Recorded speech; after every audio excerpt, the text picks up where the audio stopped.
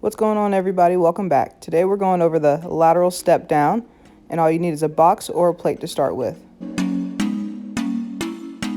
You're going to begin by standing on one leg and slowly lowering yourself to the ground by just using your knee.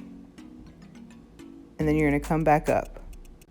We want to make sure that we keep our chest nice and upward and that our knee doesn't collapse inward, and that our hips don't drop as we lower to the ground. We want to think about keeping a nice level pelvis. Think about keeping that t-shirt line nice and straight across. And we also don't want to dip down onto the other side, having increased off shift and weight bearing onto the other leg when we lower down.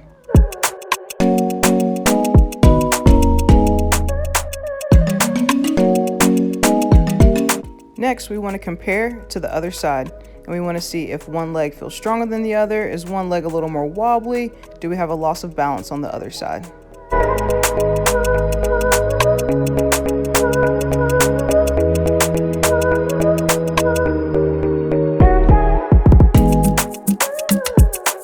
The lateral step down requires good quad and hip control, as well as some good ankle dorsiflexion.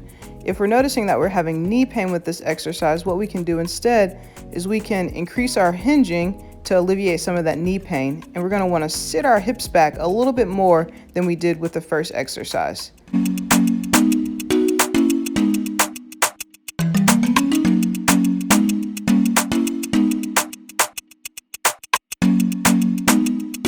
Think of this as more of a reverse step down, and you should feel a little bit more in the glute or the hamstring compared to the lateral step down.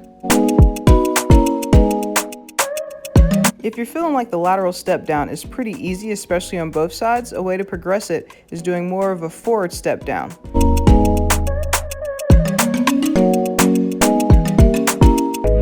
This requires way more quad control and way more ankle mobility.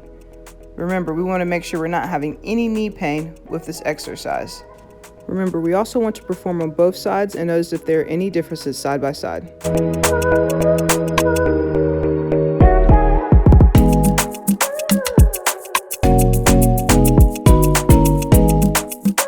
Another way to progress the step down exercise is to grab a couple of weights. They don't have to be too heavy. These are about 10 pounds in each hand for me. We can do this with the lateral step down, and we can also do the same thing with the forward step down.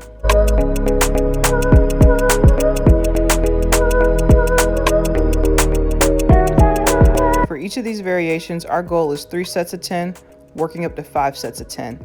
If 10's tough, especially because we have some quad fatigue, then start with a lower amount. Have fun, y'all.